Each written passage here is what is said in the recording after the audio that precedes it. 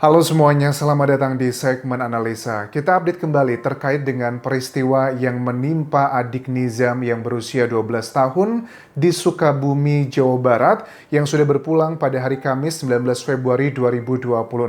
Dan ternyata kan berdasarkan keterangan terbaru, adik Nizam itu dirawat intensif di sebuah rumah sakit tersebut di RSUD di Sukabumi.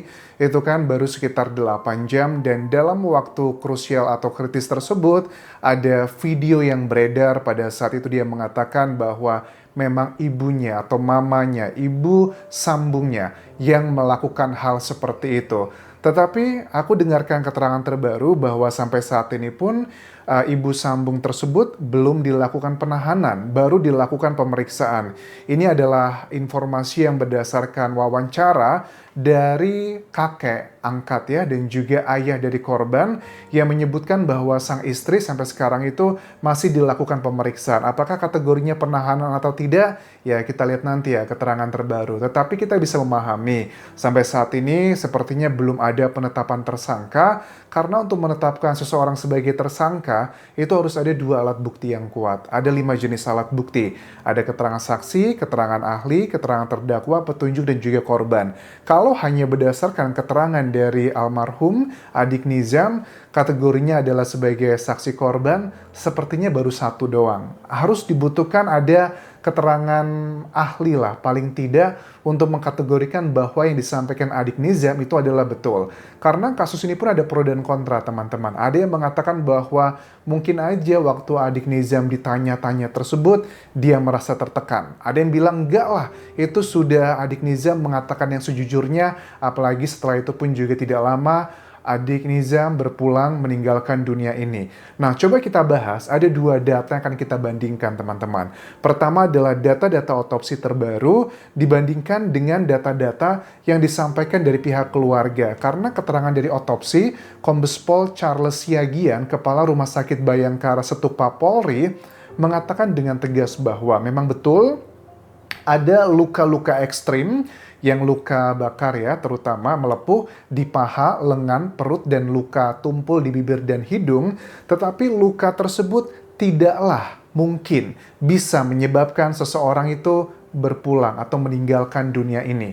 Nah, ada dugaan hal lain yang berhubungan dengan bagian dalamnya. Makanya sekarang sedang dilakukan uji toksikologi dan juga ada beberapa indikasi perubahan bagian dalam dari adik Nizam yang mengindikasikan apakah itu akibat dari kekerasan tersebut atau karena memang ada hal-hal yang lain. Sepertinya ada misteri yang masih belum terpecahkan di sini. Coba kita simak, ada beberapa statement dari keluarga korban. Yang pertama, menurut pamannya, Bakang Anwar Arsyad, yang mengatakan dengan tegas bahwa kondisi badannya adik Nizam itu memang cukup diketahui dari pihak keluarga sering sakit dan terlihat lemah. Nggak tahu punya penyakit apa, tapi memang sering sakit-sakitan. Menurut aku ini ada dua sudut pandang ya. Sudut pandang yang pertama kan ada yang bilang bahwa katanya nih ya video-video yang beredar kan, capturean-capturean. Katanya kan adik Nizam itu tidak mendapatkan perlakuan yang baik, makannya nggak cukup dan sebagainya. Tetapi ini kok bertolak belakang karena menurut keterangan Isep Dedang Sukmana, kakek angkatnya yang katanya adalah yang membiayai dia untuk masuk ke pondok pesantren semuanya. Itu kan sudah setahun terakhir adik Nizam itu memang dipondokkan. Artinya adalah tidak mungkin tiap hari kesehariannya bersama sang ibu angkat. Memang diakui di sini menurut kakeknya bahwa adik Nizam itu kenapa dia latar belakangnya dipindahkan ke pondok pesantren karena memang sering terjadi cekcok teman-teman. Cekcok antara ibu sambungnya dengan Nizam dengan dua anak angkatnya. Jadi aku juga heran ya, definisi anak angkat di sini kok luar biasa sebegitunya ya. Maksudnya gimana? Dalam pernikahan ayah korban Anwar Satibi dengan istrinya atau ibu sambung dari Nizam, mereka itu membawa kayak masing-masing anak ya. Sang ayah membawa Nizam satu orang anak, sementara sang istri itu membawa dua orang anak yang kategorinya adalah anak angkat. Tapi sayangnya luar biasa. Anwar Satibi ayah korban mengatakan bahwa memang dulu Nizam itu sering banget ngadu ke saya, manggilnya Abi.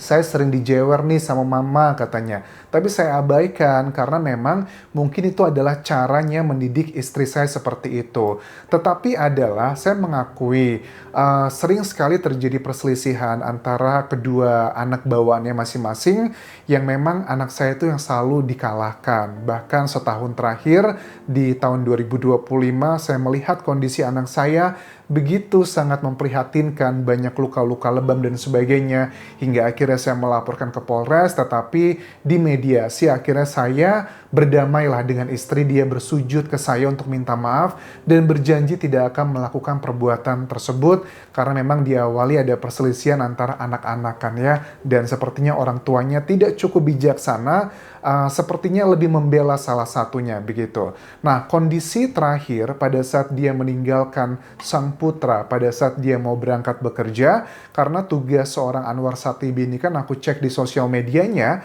adalah sebagai tukang pasang kawat gigi atau behel ya, bukan dokter, tetapi yang pasang manual. Aku tidak tahu seperti ini apakah hal yang wajar atau enggak. Cuman pada saat Anwar Satibi meninggalkan rumah, dia mengatakan dengan tegas, dia menghitung hanya dalam 28 jam saja saya tinggal, kondisi anak saya kok sudah separah itu. Subuh-subuh itu saya ditelepon, katanya anak saya badannya panas, makanya disuruh pulang. Dan pada saat saya mau ada momentum meninggalkan anak saya itu, dia sempat pegang dan minta maaf ke saya waktu mau dianterin ke sekolahnya pondok pesantren.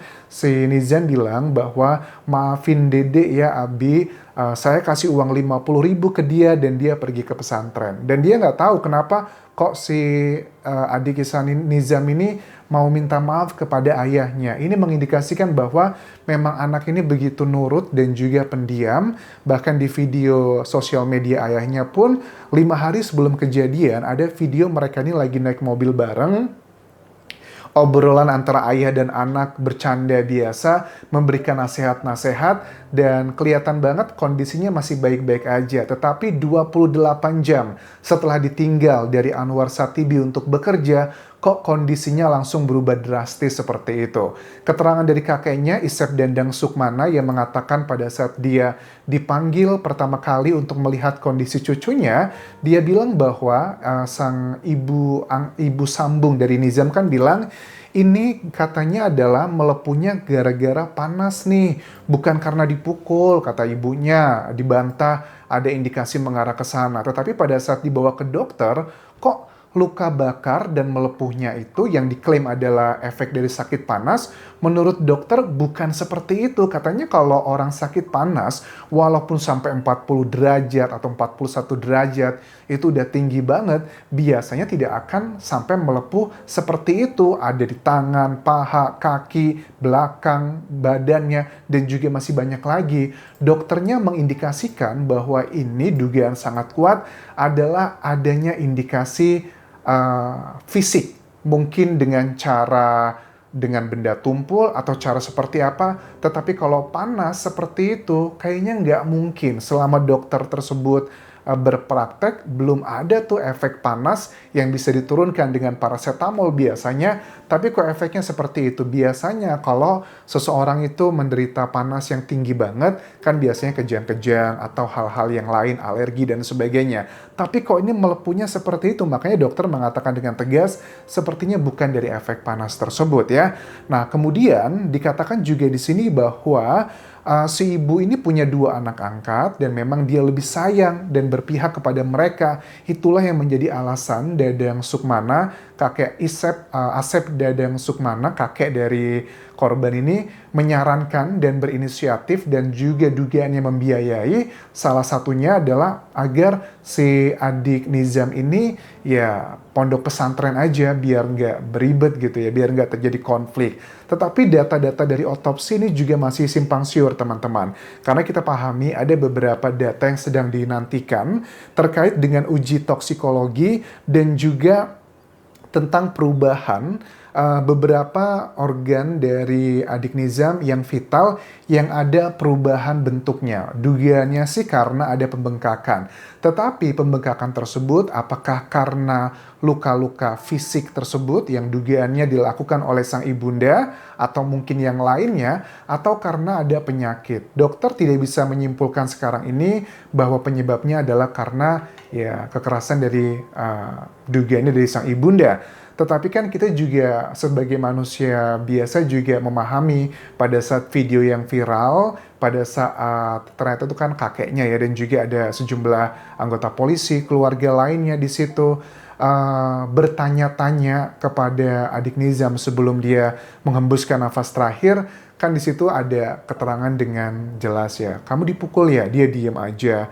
Terus disuruh minum air panas katanya. Siapa yang nyuruh? Mamanya begitu. Dan kemudian mamanya bilang, ente, saya itu nggak bener gitu. Cuman ibunya udah nggak bisa lagi mengelak karena ada ayahnya yang kelihatan emosional, akhirnya diamankan. Takutnya statement dari adik Nizam ini juga, mohon maaf ya, namanya anak-anak lagi kondisi sakit, ini cukup lemah ya teman-teman kalau kita ngomong di persidangan. Makanya sampai saat ini aku lihat dari sang ibunda Sambung ini belum dilakukan penahanan karena kalau ternyata alat buktinya nggak kuat bisa menjadi bumerang. Makanya dari pihak keluarga kan meminta untuk dilakukan otopsi sebagai alat bukti lainnya. Karena kalau sudah ada alat bukti yang sekarang sedang dinantikan, keterangan dari ahli misalnya adalah ada bengkak di bagian-bagian vital jantung ataupun juga yang lainnya, ternyata itu adalah karena efek fisik yang dilakukan oleh dugaannya orang-orang dewasa tersebut, ini akan menjadi salah satu bukti yang tak terbantahkan bahwa akibat dari perbuatan sang ibundanya, dugaannya ini yang ngebuat Nizam sakitnya semakin parah. Karena memang 28 jam waktu krusial pada saat ayahandanya meninggalkan Nizam di rumah, menurut aku bisa menjadi salah satu keterangan saksi dari peristiwa ya.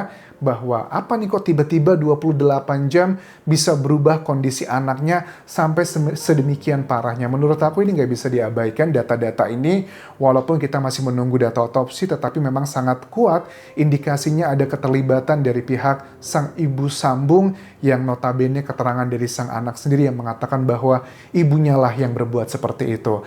Dan juga teman-teman ada foto-foto yang beredar video ya, terutama di TikTok terkait dengan sosok ibunda kandung dari Nizam. Yang foto ini kan ternyata setelah aku cross check ada beberapa informasi sudah aku ralat ya di Facebook pageku terutama, ternyata ini bukanlah ibunda dari Nizam. Ini adalah kasus yang lain, kasus di mana sang beliau ini juga kehilangan suaminya. Jadi ini bukanlah foto dari ibunda Nizam, tetapi sekali lagi terkait dengan kasusnya sampai saat ini pun masih belum ada penetapan tersangka dari penyidik. Apakah betul ibunda Sambungnya Nizam inilah yang menyebabkan dirinya berpulang pada hari Kamis 19 Februari 2026 lalu. Kalau ada update terbaru tentang kasus ini, silahkan kabari ke sosial mediaku, baik di Instagram, Facebook page, ataupun juga kolom komentar di video ini. Sampai jumpa lagi semuanya. Bye.